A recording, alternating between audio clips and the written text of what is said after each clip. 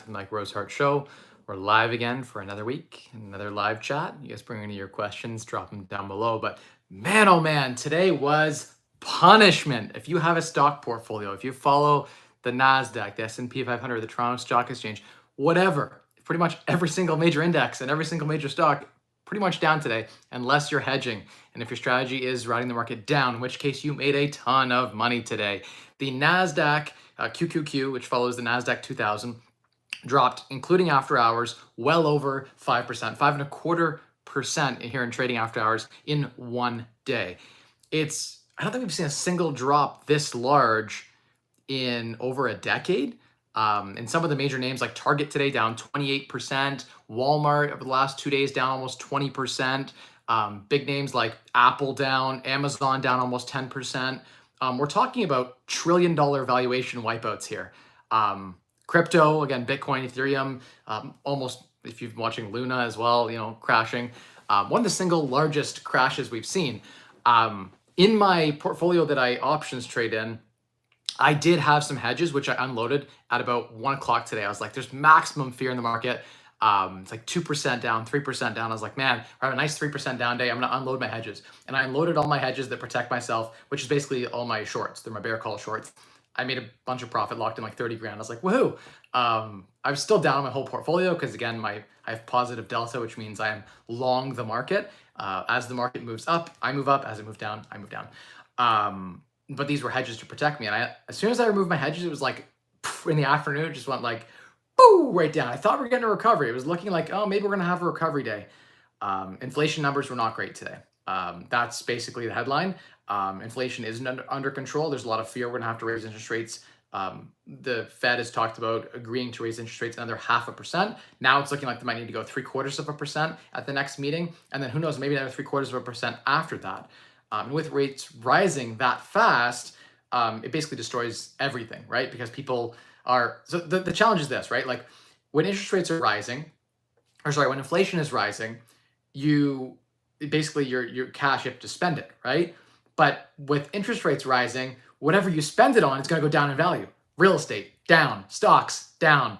Bonds don't even do that well as interest rates rise, right? There's not very many safe havens. Crypto, down. Strangely, gold not performing all that well relative to how down the market is. So a lot of the traditional hedges not performing all that well either. So it's like, geez, your money's losing value at right now, like 8%. I put that in quotes because, like, let's be honest, like housing is up still on the year, 20-something%. Food, 25%. Transportation, 20%. Gas, 50%.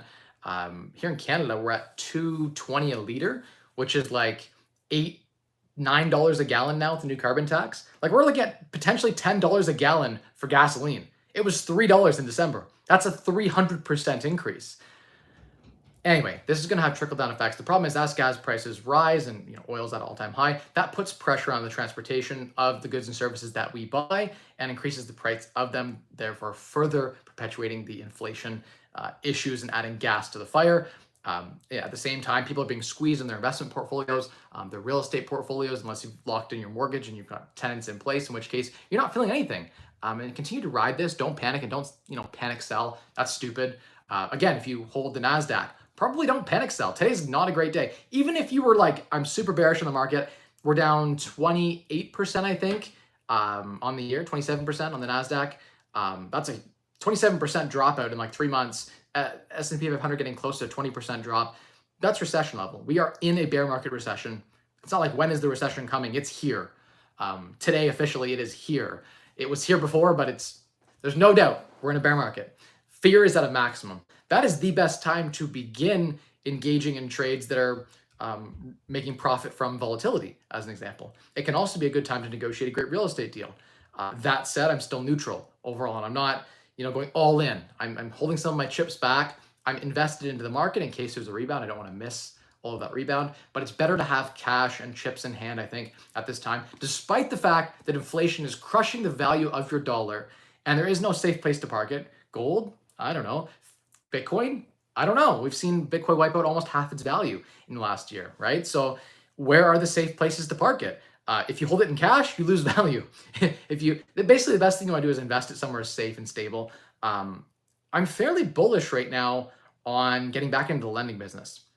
I think that's a place where I can park my capital and feel relatively secure. I could lend against people who have quality assets, quality title that I could secure against, solid brands, that sort of thing, and then against properties, maybe 70% loan to value type thing, where or people who are buying properties at 70 cents on the dollar. I can insure that, and if things go bad, I can take the property over, and as a realtor, I can just list it and sell it.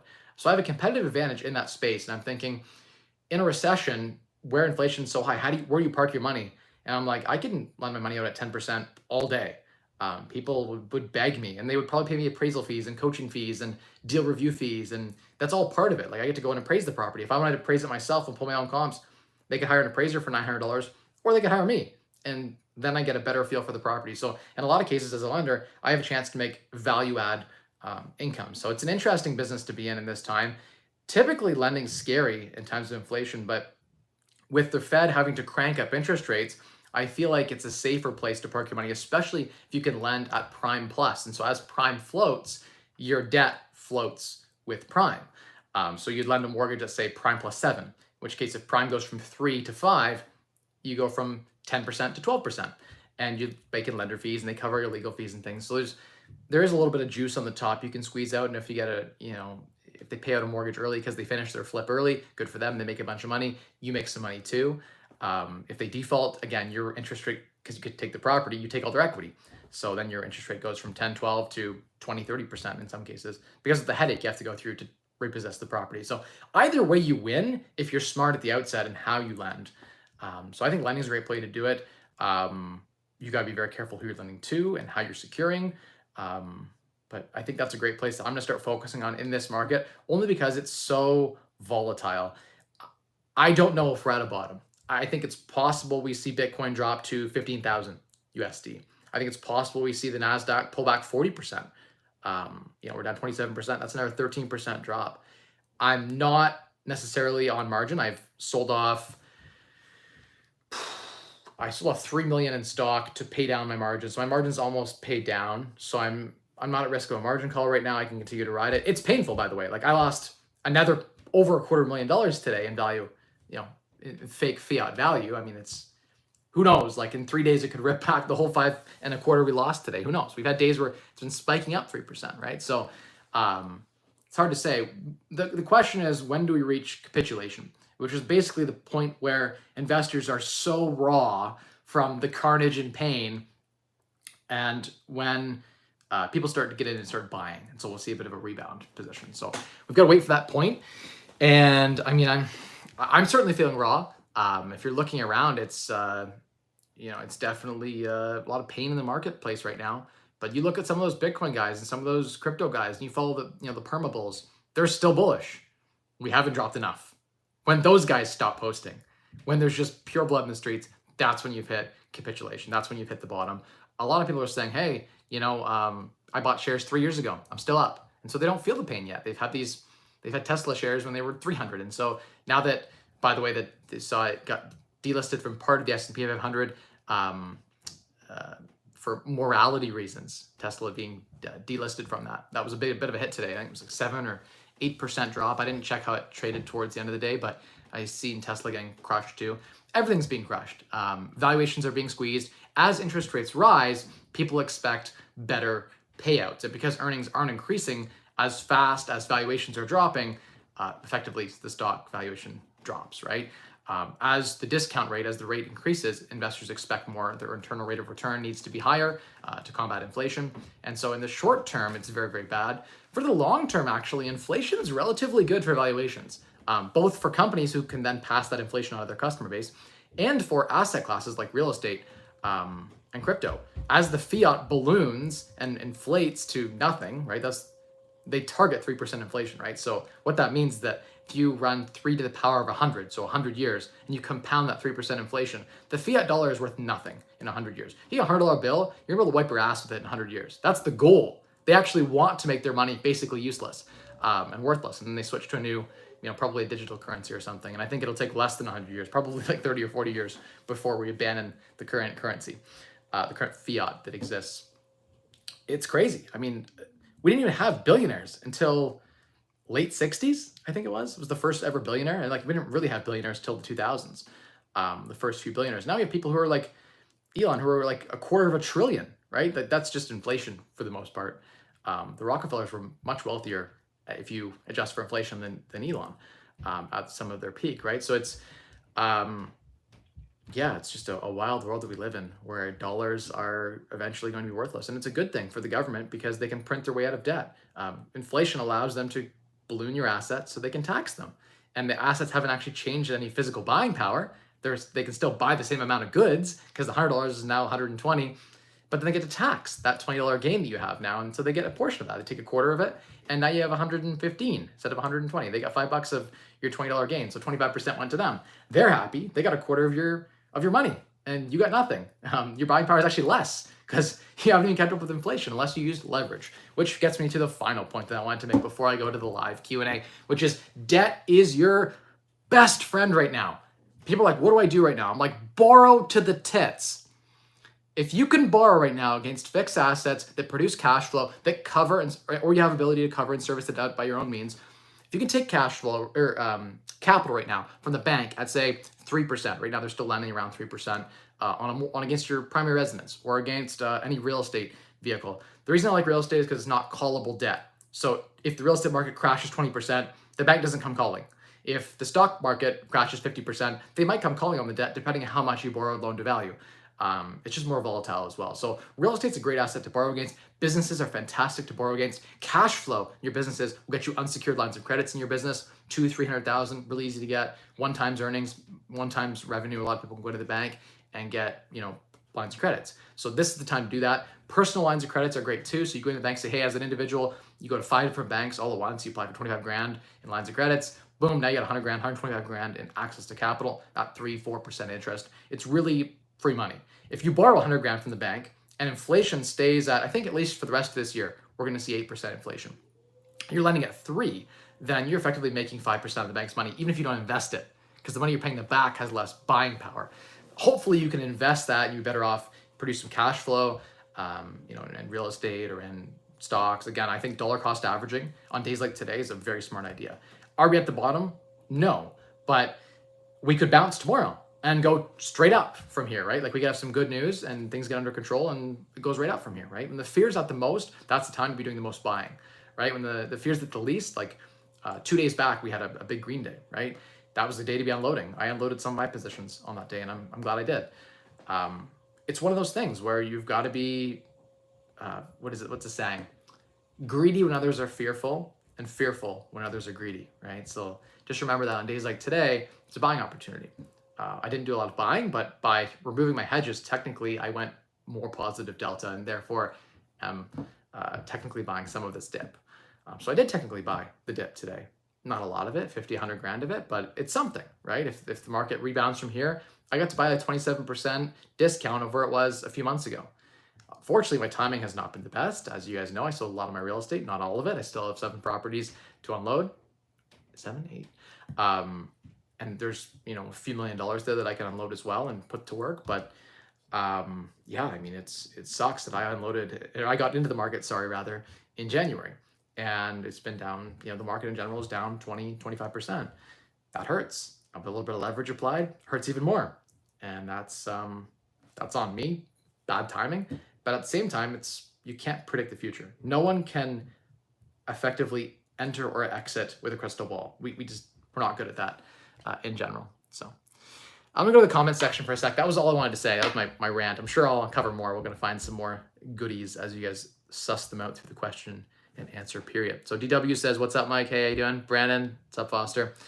Parappa says, hey, Mike, what are you doing to prepare to take advantage of this opportunity? Well, part of it is collecting cash and debt. Raising debt through these times is prudent. If you can borrow, like I said, again, 3% or 4%, that's smart. So those are things that I'm doing to raise capital and cash. I'm not fully deploying at this time. At the same time, you should be dollar cost averaging. So if you can put a little bit away into buying some of this dip, I don't think you'll be doing so bad. I think I'm still, I know in the next 5 years, I think by 2025, we'll see Bitcoin on $100,000 a token. Might it go to 15 or 10,000? Yeah. Would it be better to buy then? Sure. But it might not go to 10,000 or 15,000. It might rip from here. We don't know. So what we do know is William says, evening Mike, I sold some TGT, I think it's Target, 125 puts, 7 business days out. So I sold some Target puts today too, I think 20% out of the money. There's definitely, it's paying juicy returns right now. But I think it's smarter to probably, instead of selling naked, to sell with a spread. Okay, I'm gonna get to these questions in a second. Let me just rip down this list. LMAO, the thumbnail. Yeah, that's honestly the feeling. It's like, oh my God. Like every time I look at my phone today, I'm like, stress. But we'll get through it. It's okay, guys. I know a lot of you are watching this and probably have crypto holdings and they're crashing, and you probably have tech holdings and growth right now. Growth and tech stocks right now are getting destroyed. Just pain day after day after day. So hang in there, guys. Make sure you're not going to be in a position to be margin called or need that capital to be, have to sell those shares at the bottom. Don't do that. The time to sell is not at the bottom. If you're going to sell, look for a dead cat bounce or look for a little bit of a recovery and get out in those times. I don't say get out entirely, maybe take 20, 30% off the table. And then you have some gunpowder there to get back in if you feel like it's going to be dropping further. And I think it might. It's like a flip of a coin at this point. Like it might rip from here. It's hard to say where that bottom is, but it's painful. Yeah, it's just painful. I have shares. Someone said Target over Walmart right now. I still have no idea why premium on Walmart is shit, but Target is appealing right now. Yeah, the premiums on Target are... The thing is, Target isn't as internationally robust as Target, right? So Target isn't as internationally robust as Walmart. Walmart has a great presence everywhere. Target tried in Canada and failed. They closed down all their stores. I don't have great faith in Target's management, to be honest, if they tried in Canada and failed entirely. Walmart, on the other hand, is crushing. So there's something to be said, I think, about Walmart's prudent management, and just they have a larger moat, I think, than Target does. So there's some real stable, what's the word I'm looking for? Like a lot of barriers to entry, a lot of moats that protect Walmart and keep it, from dropping. The chance of dropping to zero is a lot less than, say, Target. So the risk reward premium is such. But yeah, Target being down like 30% is a huge buying opportunity. Walmart, again, down 15%. That's huge. Walmart usually moves 1% to 2%. Like the kind of moves we've been seeing are because the market is full of fear right now. And so they're reacting more negatively than they normally otherwise would. Cisco, after hours, just had shit earnings, down like other 10, 50%. A great company to buy as well. Lots of names that I'm like, I'm looking at the valuations and I'm feeling better and better. There is room to go. I think we printed a lot of money though, and that money isn't out of circulation. They printed a lot of money, and people are talking about that money being gone, but it's like there is a tightening going on, but not to the extent that they printed in the last 2 years. And so people say, oh, well, 3 years ago, valuations were X. We could go back to 3-4 years ago. I don't think that's likely, that we would stay at valuations 3-4 years ago with all the money that they've printed.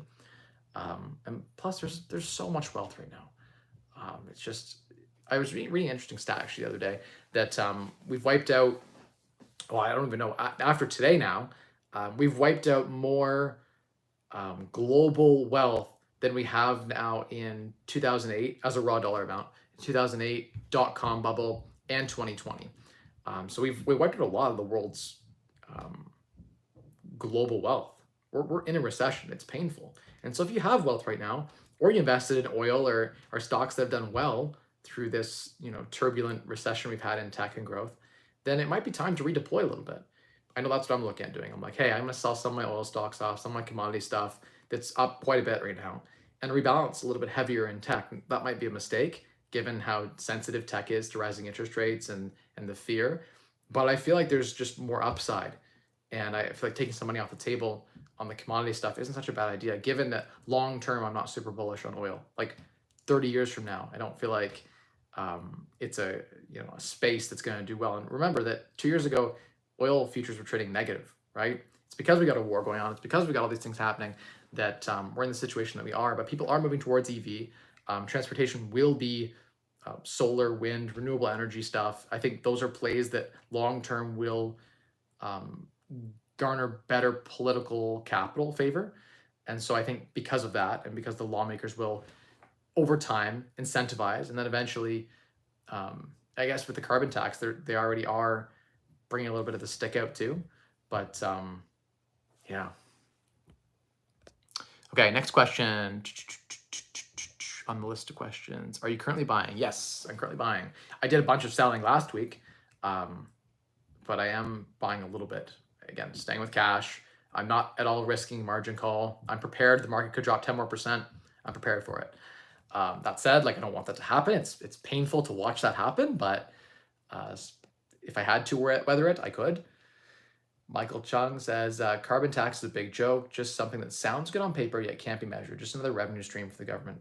I tend to agree. You know, like, we're not gonna, the truck drivers are not going to ship any less goods. People aren't gonna buy less. People aren't gonna drive less, with gas being, you know, almost $10 a gallon equivalent, right? Like $2.25 a liter. It's ridiculous. We had $1 a liter not long ago. So we're talking about like more than double the price of gas. And still, I think people, they have to get to work. They have to drive the kids to soccer, et cetera, so forth. It's going to squeeze the bottom half of society like it's never squeezed before. So from a philosophical and political, you know, discussion, let's spitball this, right? Like I could see a lot of the inflation pieces driving people towards socialism, towards, especially if you're suffering right now. Like, people are humans.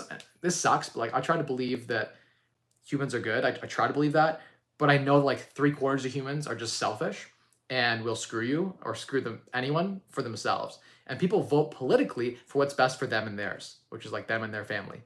And when people are suffering, they're going to vote for the party that's going to give them the most handouts.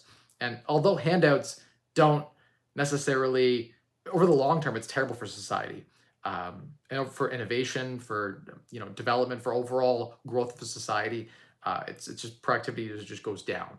But people are going to vote for what's good for them now, and they don't care if they have to rob from their future selves, from their kids, drive the deficit up, you know, create a lot of debt, collapse society in the long term. They don't care about that. They care about right now. They're starving and they can't make their mortgage payment. Their truck's getting pulled out of their driveway and they have to go down from 3 cars down to 1. Or they, you know, they can't make their rent because they have a new iPhone, or whatever other vices that they have that are going up in price significantly.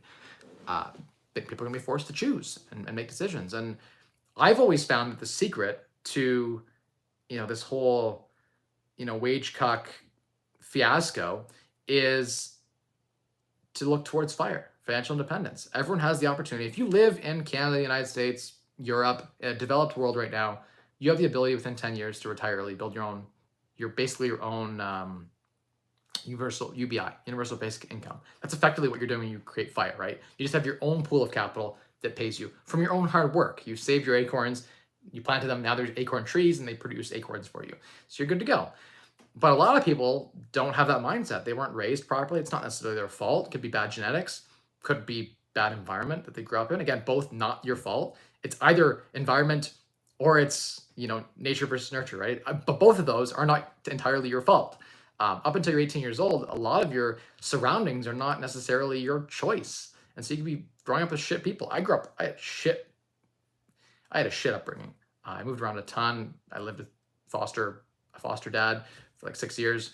I didn't live with my mom or my dad. I didn't always have a great upbringing either. And like, again, people will cite me as a reason why, like, hey, you should be able to pull yourself up by your bootstraps. And like, I'm an exception.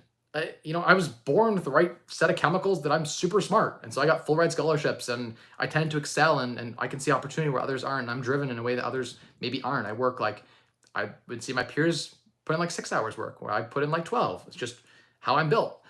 But it's not an excuse for the people who are putting in 0 right now or putting in the bare minimum. I would love to see the government invest in programs that would, you know, I would like a universal basic income and I would pay tax to support a UBI. I just feel like there should be some strings attached. Like, hey, you have to do something to contribute to society. If you've got like 4 kids, your contribution is to raise those kids as best you possibly can, involved in as many extracurriculars as possible, help their development, their growth, and help them to become good members that can contribute to society. That would be your gift, right? If you don't have any kids and you're doing nothing, you have to volunteer. You have to go help an elderly person, or if you have gifts and you're good at guitar, go play guitar for people, teach guitar, you know, do something. And it's like, hey, you're doing something for society, your basic needs are covered. Your Maslow's, basic needs of food, shelter covered. You don't get the new iPhone, you don't get the trip, but you get if you want that stuff, you got to work. But you get your basic shit covered. That makes sense to me. And we can easily afford that just by cutting out the bureaucracy in government right now and the waste. Like, it takes like $10 million to put like 10 park benches together. It's bullshit. In private sector, it's like 1/10 of that cost. There are ways we can achieve things for a lot less and a lot less waste and put that capital into people's hands. And I think that's probably the best way. Let people decide for themselves how they can spend the help that the government is giving, right? So I personally am a fan of UBI, but with strings attached. For those people who are at the bottom of society, who are just struggling right now, who can't find a job, let's focus on re-education, on retooling to put them to put their skills to better use. There are needs in society, but people can't even find, entrepreneurs I talk to can't find anyone to do work.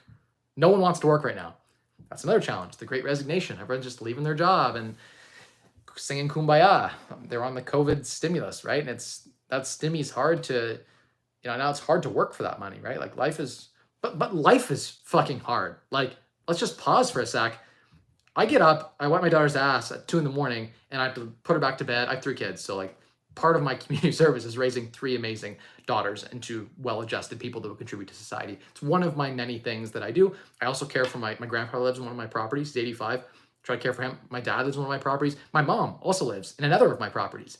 I have a duty to provide for my immediate family. That's part of my community service. I also give back in means like this, as an example, right? Like, this is free. I make almost nothing from this. This is sort of like community service. When I'm worth $1,000 an hour, this is me giving $1,000 every week for the last 4 years. That's hundreds of thousands of dollars in my time. And all those messages I respond to on Instagram and Facebook and the free coaching and things that I end up giving on a pro bono basis, a lot of that is giving back. And that's good. Like, there should be more of that shit. Like, and maybe your skill isn't personal finance, whatever it is. Maybe like you're really great at like guitar. Fine. But you don't want to work because, like, working a minimum wage cuck job that you suck at and that isn't fulfilling. I get that wouldn't be something you'd want to do in your life. And I hear that. I hear the purple-haired socialists screaming that, like, that they hate their life and there needs to be change and reform. And politically speaking, they have the majority now. Like, the bottom 51%, life's shit right now and inflation's crushing them. And wages are not what they were. That said, a couple working at McDonald's full-time, 40 hours a week, makes $5,000 a month pre-tax together as a couple on minimum wage, $15 an hour. You can live a hell of a good life on that. One person could also live a decent life on a full-time minimum wage job. The problem is these people aren't working full-time. They're underemployed. They're working part-time, shitty shifts, 4 or 5 hours at a time, 6 days a week. So it feels like they're working a lot, but they're not really working that much. They have 144 hours in each week. I expect that a person should work a quarter to a third of the time. That's an expectation for at least 20 years of their life. So that means that you should have to work, what's 144 times a quarter is like 36 hours a week, right? Give or take. A third is like almost 50 hours a week. So, and that's still giving you 2/3 of your fucking week to do whatever you want. You could spend a quarter of it sleeping, another quarter of it just messing around, another quarter doing something else, another quarter working. But there's people I hear on these platforms being like, more than 10 hours a week is slavery. And I'm like, man, like, maybe I'm just raised different. But like, by the way, my own brother is a full-fledged communist who doesn't work. So I hear it from the other side. And again, I'm part of some of those groups and I watch some of those videos. And philosophically, I don't necessarily love communism. I think that it definitely doesn't produce the society that I want to live in. But their argument is that individual happiness and collective happiness is more important, and well-being is more important than the development of society, than technological advancement, than medical advancement. Like, that shit doesn't matter to them. They don't care if we advance as a species, so long as the majority is happy. This is what I call tyranny of the majority. I don't think it's an actual political science term, but I've been using it since like my first year of university and my first ever paper. My professor circled it and was like, there is no such thing as tyranny of the majority. I'm like, there sure fucking is. If you're in the 49%, the 51% could rule to kill you. It should be a term. It isn't one, but it should be. There's like, anyway, democracy, it has its flaws, right? I don't hate, right? I understand people come from different backgrounds, right? And some people can't function in the same way. There's 1 in 5 people has a mental illness that makes them almost dysfunctional in society. 1 in 5. That's a symptom of a broken society, of a broken system. It's a symptom of a broken system. There you go. There's a quote for you. So there are flaws. I would cite one of the ways to fix that is fire and education and retooling. If you educate and you bring people up with the right mindset, we could all put in our 10 or 15 years of work. And by 30, 35 years old, you could be financially independent. Even if you worked a minimum wage job for those 15 years, you could save enough money. If you were frugal, which means like you have to live in an average apartment, you drive a shitty Honda Civic, it's like 5 years old, it's okay. Like, it's from point A to point B. I live like that even now. Like, I have millions and millions and I still drive.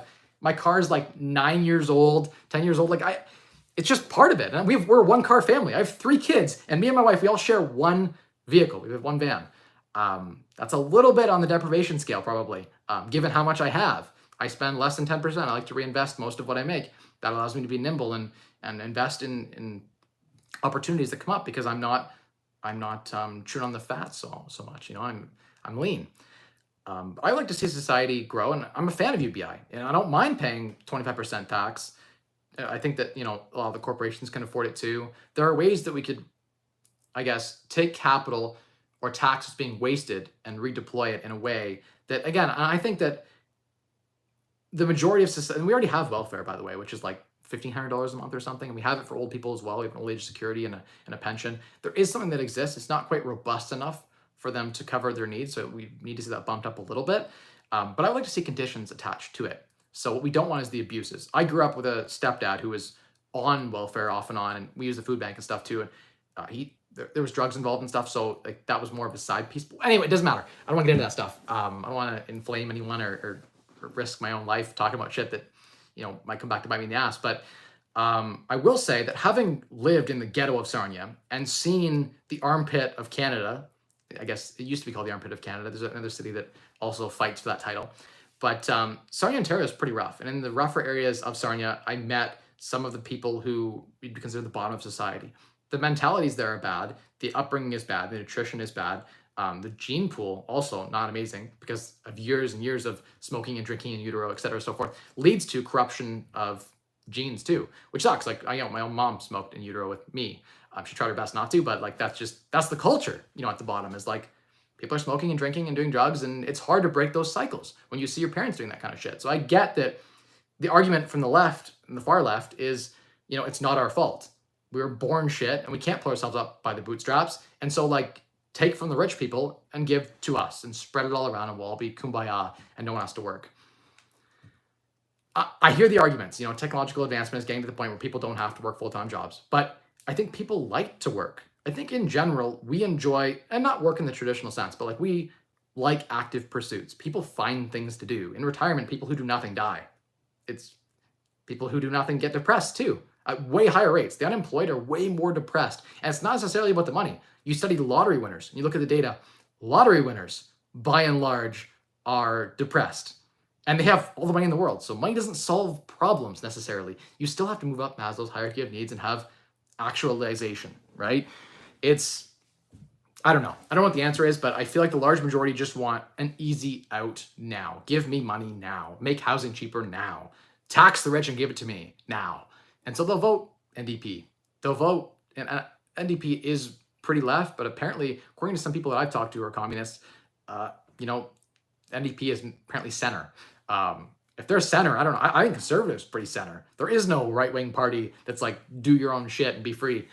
I don't know. I kind of float all over the spectrum. Some days I wake up and I'm like, I can see a lot of the ideals that the left-wing parties have.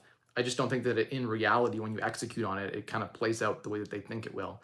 And it's impossible for communism to play out on the global scale with a capitalist power.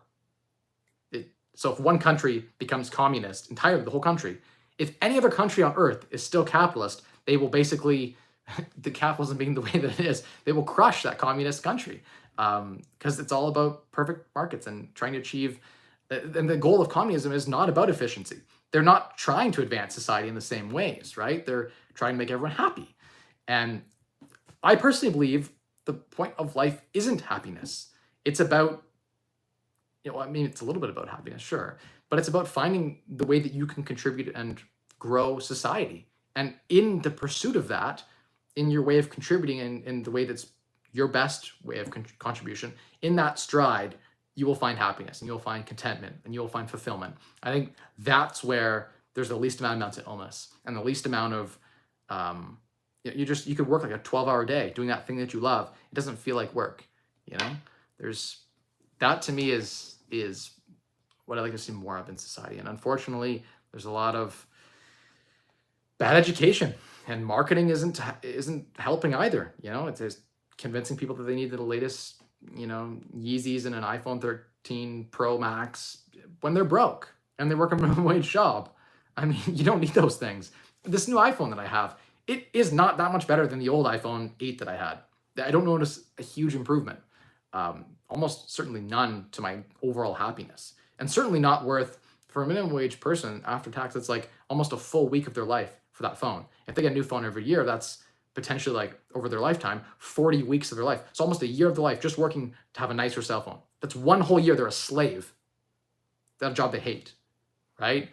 And those decisions they go to Starbucks, and then they go out drinking, and then they have a vice like smoking, and then there's, they don't shop around for a good apartment. They just they rent the first place that looks nice or whatever. And like, people just don't think. That's a symptom of bad education and, problems in the system. I don't think the solution is communism. I just think we need to, even democracy isn't perfect and capitalism isn't perfect. I don't have solutions. I don't have the time. I'm too busy trying to produce and trying to give back to society that, my life's pursuit isn't trying to break down the system and rebuild it. My solution when I saw the system was broken, growing up in a broken system, was like, I need to find a way to play this game to win. So at 17, I'm sitting in my university dorm room at Western University, and I'm like, this FIRE movement, I'm reading about like Jacob Lundfisker's Early Retirement Extreme, and I'm like, Jesus, this guy lives on like 10 grand a year. Okay, I could work a minimum wage job and save 50% of my income. Well, if I get my income up even higher, I could save, 75% of my income, 80% of my income. Okay, in 5 years, I'm financially independent. Then I can start doing things from a place of fuck you, right? Like, where money isn't important anymore. I don't need to be a wage cuck to some job I don't like. I can then grow faster with those chains freed, right? And people like me, without the chains of a job, tend to grow way faster. I've had 7-figure years, right? Because of those decisions, right? So it's, I don't know. I don't have all the answers. I don't pretend to have all the answers, but the data certainly suggests that people who, are able to pull themselves up by their bootstraps and are able to, so to speak, and are able to find, the pursuit of fire or fulfillment, do much, much better in life. And so I think that that's a path that we could all move towards. And I think society would function with automation and robotics and those, if you had all the young people, 10, 15 years putting in 40, 50, 60-hour weeks, and you had, basically the students and the young people, or whoever's still working towards, you could delay working towards FIRE. I definitely think that you could wait. Like, you could spend 18 to 25 just fucking around for like 7 years, or 17 to 25, I guess, depending on when you go to university. But 18 to 25, 7 years just messing around, and then spend 10 years working towards your FIRE. But then each person, like, it'd almost be kind of cool if the government was like, hey, we're going to mandate a 50% savings rate for you. We're going to put it in an account, and you get to choose how you invest it, but you have no choice. It's like a tax, but you control that account. And you can give some away to help support the system. You have to give a certain percent. You get to choose how you allocate it. But then you have to get to invest it. And it's in an account, and you have to invest it following certain rules. Everyone would be financially independent. Then we wouldn't need the government. We'd all be invested in the society. The society would function because all the people working towards FIRE would be, growing and helping develop the society. And there'd be people like me who just, and there's a lot of people like me, I'm not the minority, who want to keep doing something after they reach this retirement. They have this UBI set up. Just because you set up UBI, people will still work. People want to do something. They want to have that pursuit of something challenging, and they want to conquer it, right? I don't know. So thank you for that comment. I could block you. I don't care what you have to say. I do what I want, and I do ramble for a long time, and I might get to your question, or I might not. I try to get to all the questions, but I saw that one pop up. That's why people come to this stream, and that's why we have the likes. Smash the like button, guys. Thank you for the super chat also. Let's scroll down. Super chats get priority. There it is. So Ramen says, really appreciate your videos and the time you put into this for free. Hey, no problem. Thank you for the $13.99. I think YouTube's going to take half that, and then the taxman will take another half. So I'll get a quarter of that. But you know what's more important than the money to me, because it doesn't really, really even move the needle, but it tells the YouTube algorithm that there's value here and that people are getting value from this. So when YouTube makes money, they promote my content. And so this video now, because you've super chatted, every time there's a super chat on one of my live streams, I get it pushed out to at least 1,000 views. Even though I don't do any thumbnail, no keywords, nothing. Like you can't even find this video in the search. You have to already be subscribed to my channel and be looking for it. Or by chance, if you do super chats, YouTube will recommend it at the following of another video. So yeah. Ryan, I know, right? This is why people come. It's because I ramble and I can go on and on and on. This is part of the appeal, I think. But yeah, I do get to most of the questions. It's just not in the time that you wait. Again, this is a symptom of the millennial generation. I'm one of the millennials, right? And the Gen Z having no patience, right? Like we want shit now and we don't want to wait for it. And one of the greatest key success factors in life to just succeeding in anything that you do is the ability to delay gratification. That's it. If you have the ability to delay gratification, you understand sacrifice, which means giving something up now to have something else better. That's it. Sacrifice is giving something up to have something else. You can sacrifice your own life for someone else. And that's, again, the ultimate form of altruism, right? But sacrifice, delayed gratification, you will find happiness in sacrifice and delayed gratification. And I wish people in society knew how to pass the donut test a little bit better. They would resist those donuts for 2 minutes. Basically, you resist a donut for or it's a marshmallow test, actually, is the original test. They've done variations on it, but basically, if kids at 5 years old can delay grabbing those marshmallows for I think it's a 5-minute period. I forget. I studied it, and I was a psych major for a time, but that was, over a decade ago. Effectively, the longer they could hold out, the more successful they were in life. There's a straight correlation between your ability to delay gratification, which means putting your question in, waiting for that dopamine response of when I get to your question, being able to delay for that, guess what? That's a sign that you'll be more successful along your path in life and whatever it is that you're choosing. Our society rewards delayed gratification. Compound interest is the 8th wonder of the world. Einstein said it himself. It is the foundation upon which financial independence, retiring early, and the FIRE movement is built upon. That $1 of capital invested basically today is worth much, much more later on. So, oh, another super chat. Sick. Thanks, Ryan. Appreciate it. The support's there. We got 25 likes. We got 65 people on this stream. We've had over 150 come in and out of the stream. Let's just get some likes going here. Tell YouTube algorithm there's some value here. That'd be cool. I'd appreciate that. If you're watching now, just tap that like button. Let's watch those likes come on in. Which political party do you support? Which have the best economic policies? Geez, none of them are quite aligned to how I feel. So I don't know if I really like any of them.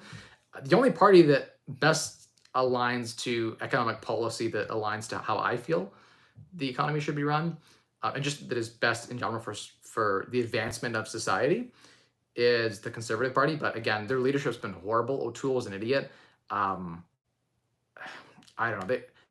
The lesser evil that had the greatest chance of winning, they actually got more votes than the Liberal Party, but the way that the system is set up, Trudeau still got a minority government.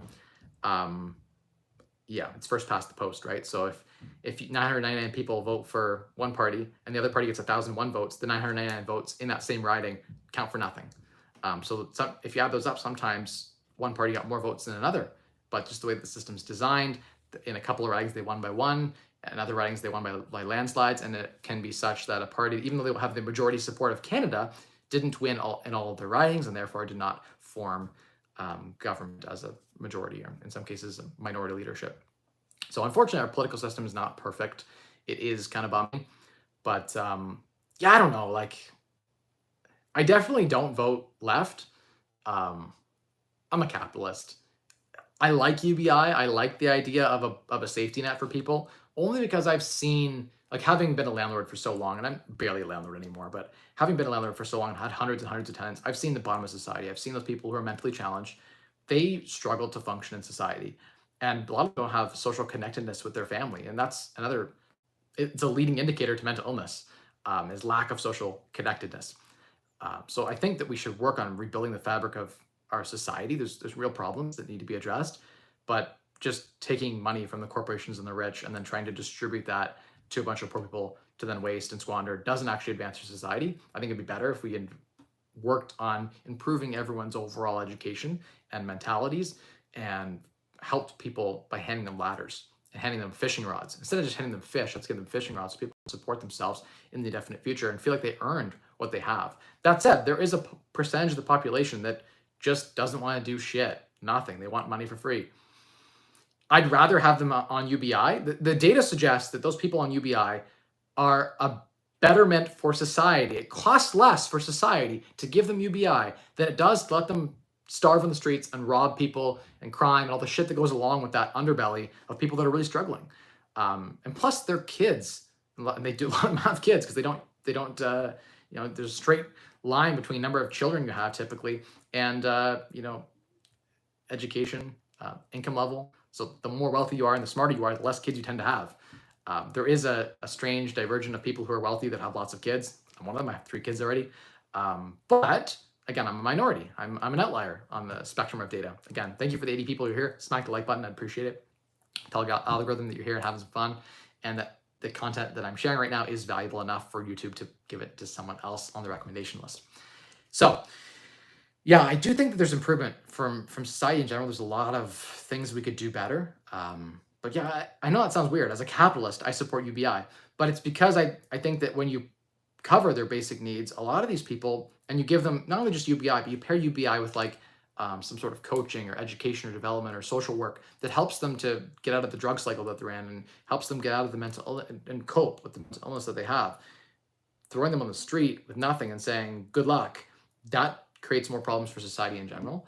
And it costs way more to police that and all the damages that go along with that than it does to just take that money you would have put towards the police force and the jails. And because a lot of mental illness ends up in the correctional system, and it's very expensive. It costs like 80 grand a year to house a prisoner in jail. It's a lot cheaper to give them $20,000 a year in UBI and basically an apartment and a place to live and eat. And it says, hey, here, as part of that, there's a community service program. Spend 20 hours a week helping elderly people, et cetera, so forth. And when they give back, they'll find fulfillment and they'll change their life around. They'll feel better. People will be better. And not only that, but they actually are now contributing to society.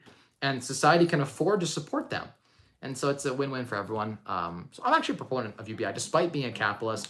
I don't think billionaires are immoral or should be illegal or whatever like communists do. But, I wouldn't mind taking a little bit off the top. I wouldn't mind paying a little bit off the top to, to make sure that people who are really struggling can get back on their feet. Maybe it's because of my upbringing, right? Like we relied on food stamp programs and that helped us get through, right? So I don't know, but I would like to see more people grow and find their fire, find their financial independence, retiring early, so they aren't reliant on the system. And in that, you'll find people will be happier, and society in general will go further and be better, I think. I could be wrong. What do I know? What do I know? Michael Burry's tweets. I've been following his tweets about the market crash. I know that guy's a perma bear, so I bet you his tweets are negative. He seems to short everything. Any thoughts on why the TSX is doing relatively better than the Nasdaq? I'm thinking of some Canadian stocks to buy the US tech dip. So Bruno, the reason the Toronto Stock Exchange is doing way better than the Nasdaq 2000 is because when interest rates rise, valuations on tech are hit much, much harder than stable commodity dividend plays. Further to that, look at the price of gas. Look at the price of oil right now. The Toronto Stock Exchange is very heavy in natural resources like mining stocks, your Enbridge, your telcos, like everyone pays their cell phone bill in a recession or not. They pay their Telus bill, their Bell, their Rogers, their Shaw. They pay for that no matter what. So a lot of the stuff that the Toronto Stock Exchange is composed of is much less affected negatively by rising rates. In fact, the banks actually do better. Their margins actually go up a little bit as rates rise. So in general, what we see is that, because the Toronto Stock Exchange is basically made up of your commodities, your oil and gas, your utilities, your telcos, a lot of financial stuff, our big six banks, big five banks, sorry. Yeah, the Canadian sector does really well in what's been pumping throughout the war with Russia, driving commodity prices to all-time highs. As well, we have, a ton of agricultural as well. So just the composition of the Nasdaq versus Toronto Stock Exchange explains why things are as they are. I have a large Toronto Stock Exchange exposure, or I did up until last Tuesday. I had a $5 million exposure, and I now have a $2 million exposure to those dividend plays. I took $3 million cash off the table, and I'd rather have that cash available. I haven't redeployed it entirely into the Nasdaq or tech. I think tech will grow faster in the long term, and the next time we have a bull cycle, I think you'll make a lot more money on those Nasdaq plays. I think it wouldn't be a bad decision to take a quarter of your profit, let's say, or take all of your profit, let's say, leave your cost base, take some of your profit off the table from those stocks, those oil stocks at 50%, take some of that profit and redeploy it into stuff like Target, Amazon, big names, Facebook, et cetera, so forth. I think that there's definitely a way to rebalance through these times where in the long term you'd be further ahead. So definitely. Next question. Hey Mike, for season cottage property is still looking good for short-term rental cash flow. What are your thoughts? So for season cottages, which means year-round cottage rental, yeah, for some reason waterfront property has held its value through this time. It's because there's so little of it. It's scarce. And people are wealthier than they ever have been. And I think one of the pursuits of the Canadian dream is to have a house and a cottage, right? And a lot of people don't have that cottage yet, and they're refinancing their house finally. They see how much it's gone up in value, despite we have a 10% pullback. Month over month, real estate is down. Like it is trending down right now, but people are still, they have a lot of equity in their house and they want to redeploy it, and the cottage is part of that dream. And I think COVID's held people off for a while. They were, weren't sure what to do. And so people are starting to explore it, saying, hey, rates are rising. I might as well buy a cottage and lock it in at 5 years at 3% interest or 3.5% interest, which is worse than it was when it was 2 in January, but a lot better than it will be this fall. Right? They still have a rate hold maybe from February before rates went up, and they want to use that rate hold. So I think short term we should see some bullishness in that market. If you can hold and your plan is to hold long term and you're refinanced up and you got a good amount of debt against that cottage, all at it. I'm currently looking right now for a cottage project. So I want like a bunch of tiny houses on a private beach on Lake Huron between Sarnia and Bayfield, maybe Grand Bend, in that area, Lambton Shores. If anyone finds anything that has like 2 or 3 cottages or a house with a guest house or like 20 cottages, like a whole campground on the water, hit me up. I'm actively looking. I would pay a hefty finder's fee if you knew of something off market, potentially partner up with you on it as well. If that was the terms of the deal as well, I might be able to cut you in. So I am actually looking for a project like that, despite the fact that I think real estate could crash as a 20-year hold. I don't care what the price of real estate is in 3 years from now if it goes down, because if it's cash flow positive and my exit date is not for another 20 years, then I don't care what the prices do between, the next 2 or 3 years, because 20 years from now, it'll be a double. And so same with stocks, like Facebook might be down 30, 40%, PayPal down 50, 60%, but Facebook, it's WhatsApp, Instagram, Facebook, like those three within, I'll chat with Justin. I saw he had a couple things posted, but I didn't see anything about a resort. That'd be cool. But yeah, I lost my train of thought. I don't know what my train of thought was now. I was talking about value stocks or something. Oh, if you're buying shares of Facebook at like $190 right now using puts, sold naked puts, I think that 5 years from now we'll see it be at like $300 a share, no problem. I think that who cares if it goes from 190 down to 120? It could happen. We could see that it could go further, another 10%, 20% correction, who knows? But I know that 5 or 10 years from now, it'll be way higher than it is now. And so if you can hold and weather through this, you'll make a profit in the long term. So don't panic sell. I don't think that's smart. I disagree. I think Facebook's gonna pivot into the metaverse. I think they're gonna do very well, but who knows? Again, this is another reason why I don't go heavy on either one stock. I try to be 2% in any one stock, because I don't know. I try to build my own S&P 500. And there's a reason that the S&P 500, most of the companies in the current S&P 500 are not the same companies they were 50 years ago. They change out, right? So it's better to have a diversified portfolio. Even if you are bullish on 1 or 2 stocks, you go a little bit heavier weighting. That might pay off for you.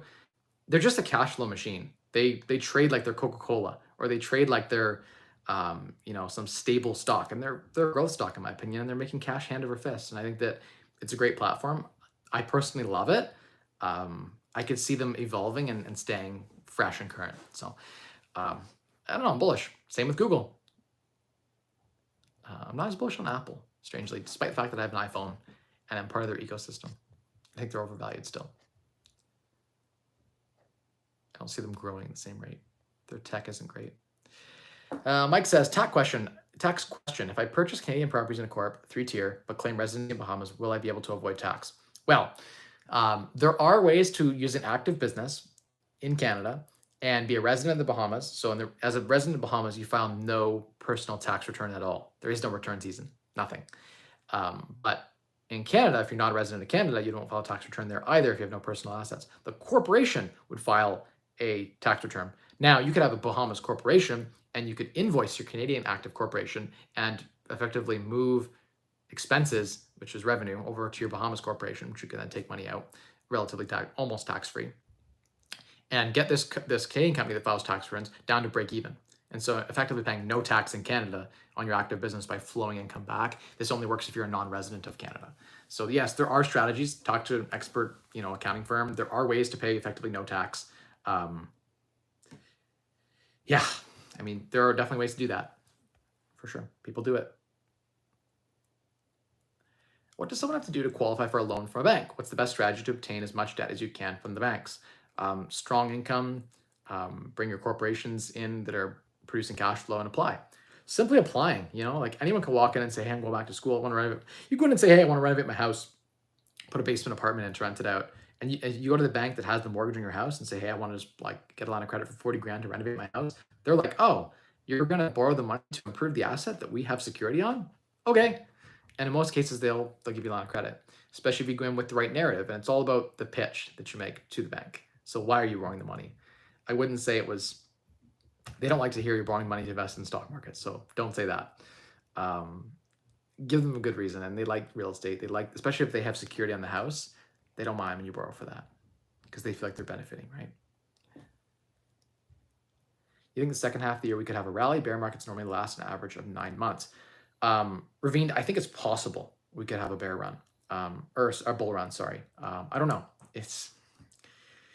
I don't know. I think that as they tighten rates, each time they tighten, it should be bad news. So I wouldn't go on leverage right now. I wouldn't go on margin. I wouldn't be borrowing money to invest in stocks right now. But that said, there's nothing wrong with having a collection of stocks through this time. But yeah, hopefully I answered that question sufficiently. Did that question.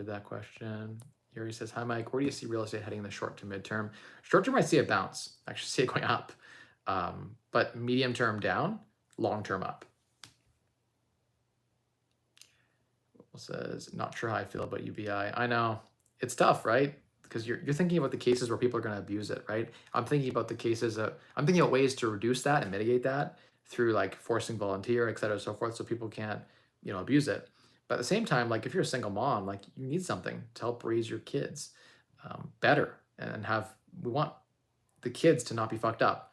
And one of the best ways to do that is to focus on nutrition in the household, providing good housing and there are a lot of people who have kids who are single moms who are struggling, and those people need support in society. And so I think there's definitely a role for government to play in helping those people. And maybe she can't save the single mom, but you can save the kids, the 7-year-old son, the 10-year-old daughter. You can help them in 7 or 8 years as they mature into adults, or 10 years as they become adults. You can help them be on a different trajectory than they would have otherwise been, and that's a net positive for society. And so that investment into providing basic housing and food for these people, it actually ends up helping them. And so there's the net benefit to society.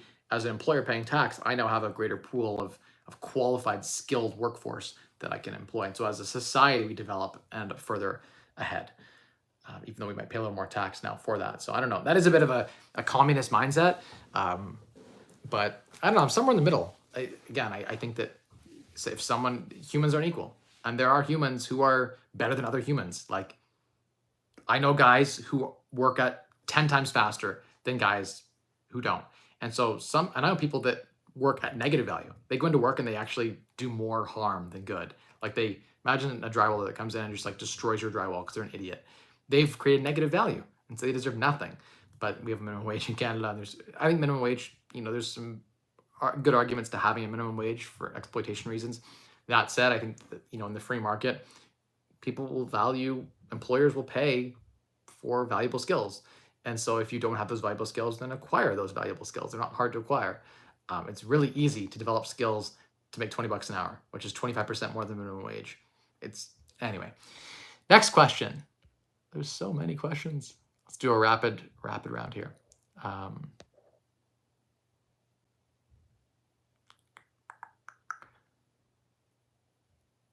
You should run Canada. Yeah, I mean, I watch some of his stuff on social media, and some of it I agree with. I think he's a smart guy. I think he's really well spoken. It's better than most business lectures, Cyrus says. You know, I went to one of the best business schools in the world. I think the Richard Ivey School of Business is like top 25 in the world. I would argue it's the best in Canada. And yeah, I think that some of my, maybe I'm tooting my own horn here, but like some of the philosophical shit that I talk about on here and some of the personal finance stuff is more valuable to improving your life than, say, you know, some of the other shit. So, okay, let's go here. Next one. Love from the Bahamas, a business owner at the age of 21. Alpha, that's awesome. It's amazing. Getting into business entrepreneurship at a young age gives you such an edge. You learn it's like drinking from a fire hose. You learn so much faster running your own business, how to manage people, how to manage customers and grow. And sales is one of the most valuable skills from a raw dollar perspective that exists in society, in a capitalist society anyway. So being an entrepreneur, you have to know how to sell to hire an employee through an interview process. It's all selling. So learning all of that is very valuable at a young age. Imagine where you'll be 10 years from now with 10 years of entrepreneurship experience. I think you're going to be a lot further ahead than if you'd taken some minimum wage job.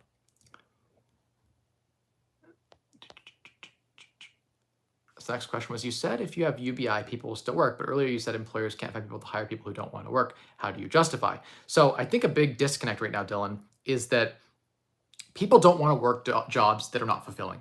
Like they don't want to work at McDonald's. And I think we can just automate most of McDonald's. You can go talk to a robot screen and order your food.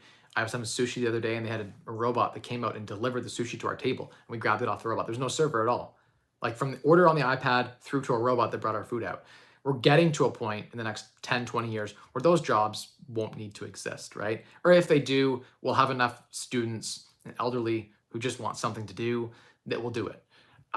So I think a lot of those jobs are disappearing, and that's a good thing. I think it's advancing society so that people can focus on more fulfilling jobs. If you give someone UBI, what you find is that they do something, right? They don't do nothing with their time. And oftentimes it's like, if they're good at guitar, then they give back in some way and they perform for people. Or if they're artists, then they make art. And if they're, like me, then they give back and teach personal finance and things, right? Like there'll be something that people will do.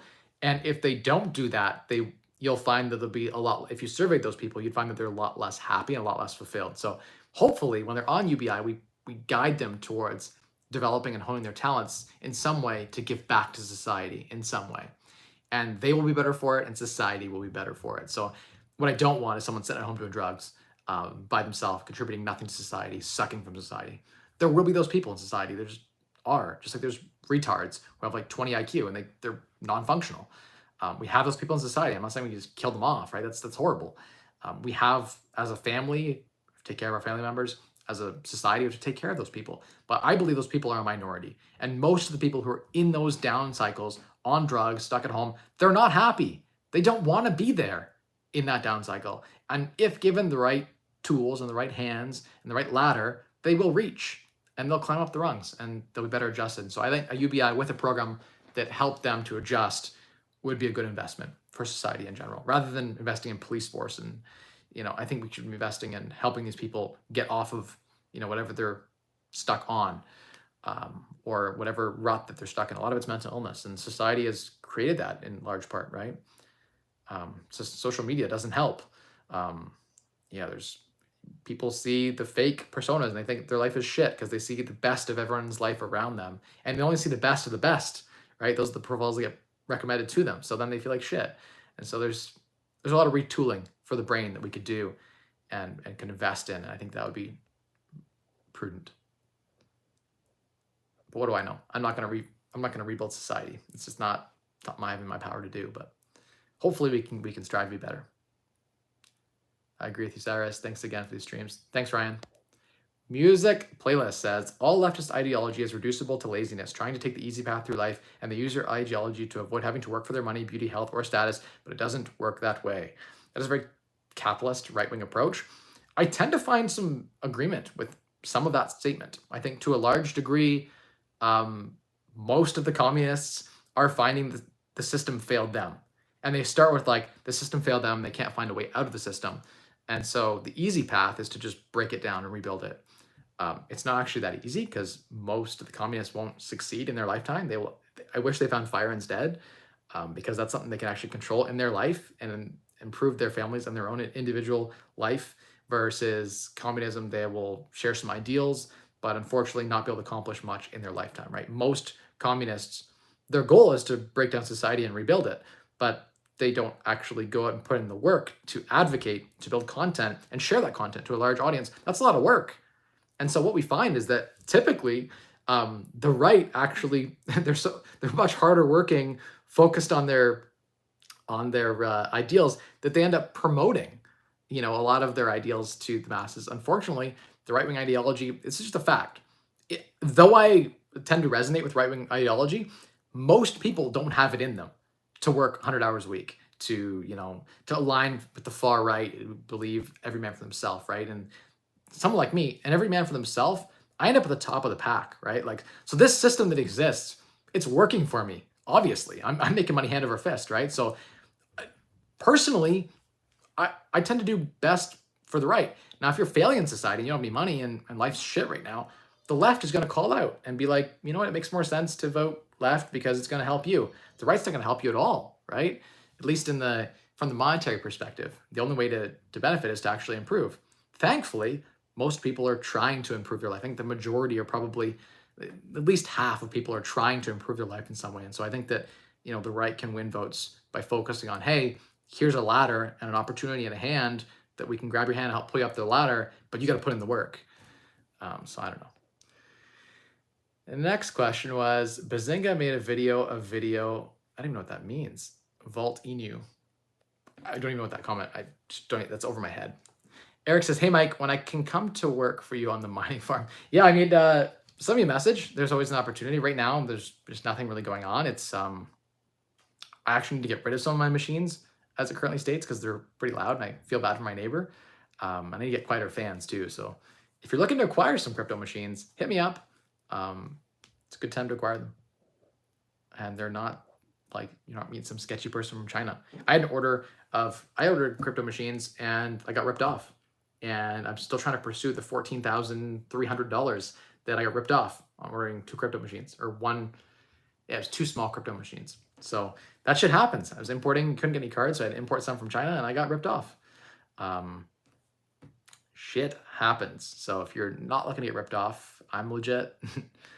I do have to get rid of a few machines that I have. They're like within 6 months old. Have you ever considered moving to Toronto? Nope. I have no interest. Every time I go to Toronto, I spend a lot of time in Toronto. I've been to Toronto maybe like 50 times. But every time I go, I just, as soon as I leave and I get back to the fresh air, I'm like, geez, that's, like, once I get out of Toronto, I'm like, geez, that smog was horrible. Like, just the air quality is shit. The energy is just negative. People are working like animals in jobs that they hate.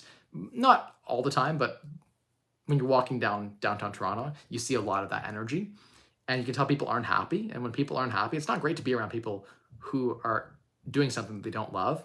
And again, they're chasing that consumeristic wheel. I think a lot of the problem comes back to consumerism, right? People are buying shit they don't need and they're working in jobs they hate to pay for shit they don't need. And it just spins round and round and round.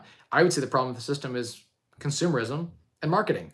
So I subscribe more to the minimalist shit. Like, you need less stuff in your life and you'll have a lot more. You'll be more fulfilled.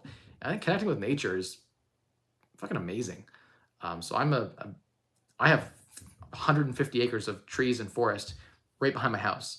I also have McDonald's, Tim Hortons, shawarma. I can literally walk like 10 seconds out the front of my house. So I'm lucky that I have country in the city. I would not trade my place for the world right now. Though the tax man might force me to leave to the Bahamas. So I gotta go. I'm way over. I'm 70 minutes in. Jeez, guys.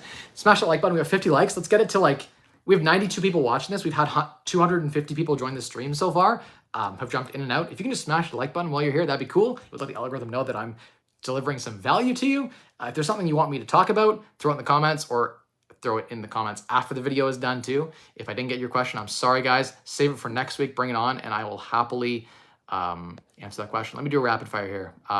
Did I miss this question? If I have a mortgage on cash flow positive investment property, should that in theory increase my ability to get a mortgage for another property?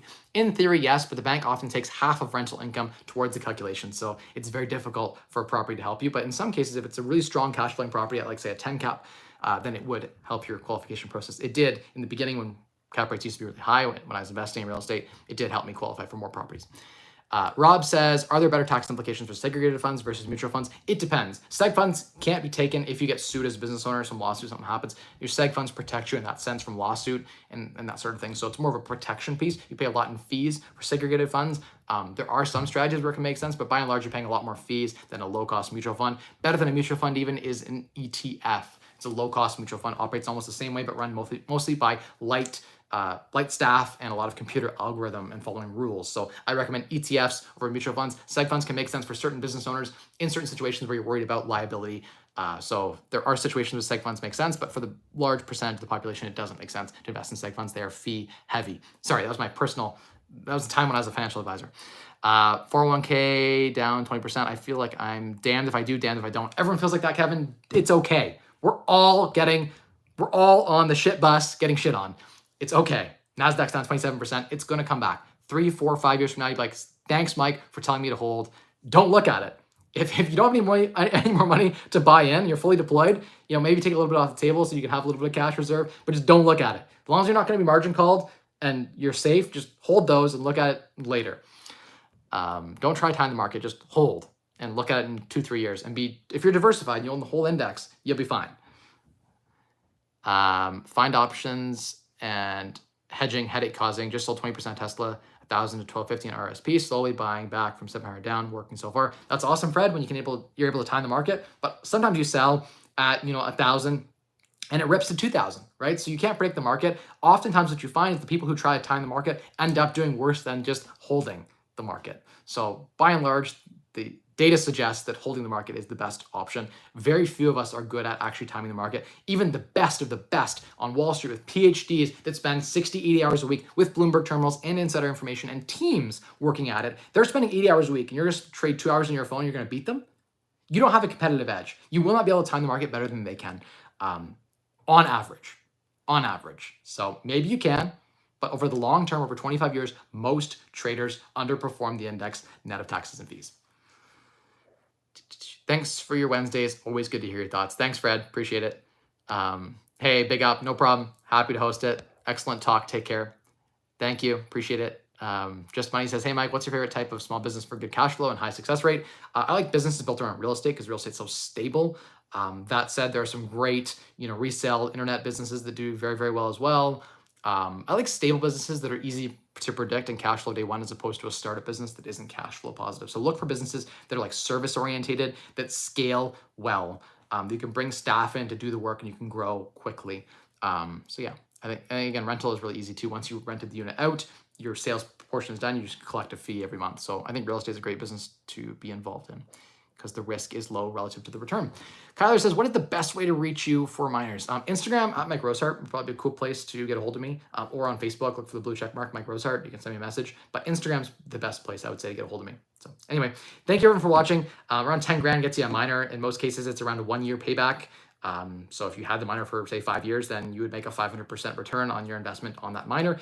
Do not sell the Ethereum or whatever you're mining. Don't sell it until we're in an up market. Hold those tokens. You're mining more now, technically. I know compared to the fiat dollar, it's not more right now. We're actually getting less, but in the long term, it will pay off. Switch from ETH to Flux or something else. Once ETH goes to 2.0, I think it's going to be a big catalyst for driving the price of ETH up in the next 2 years. So I am bullish, but I'm holding. And I think that most miners right now would be prudent to continue to mine and hold. So yeah, that's basically the nuts and bolts of it. You look at like a 1-year payback. Yeah, they last like 5 years. That's the logistics behind mining and data processing. And now you can even actually, using platforms like Kudos, you can actually rent your graphics cards out to rendering firms and engineering firms and architecture firms who want to render large files. So you can actually sell your computing power and make money that way. So you don't have to, you're paid in crypto, but you don't even have to necessarily mine if you don't want to with that equipment. It's basically supercomputers that process large bits of transaction. So yeah. Oh, there are a lot of landmines out there. So, Brian, you're totally right on that. Just be careful, guys. We're in a tumultuous times. Thank you, everyone, for watching. Remember, the secret to unlocking a wealthier you is to spend less, earn more, and maximize returns on the difference. And remember, guys, focus on your happiness and your health first and foremost, but make sure to put a little bit away for the future, for tomorrow. It's important to delay gratification. Anyway, everyone, have a good one. Out.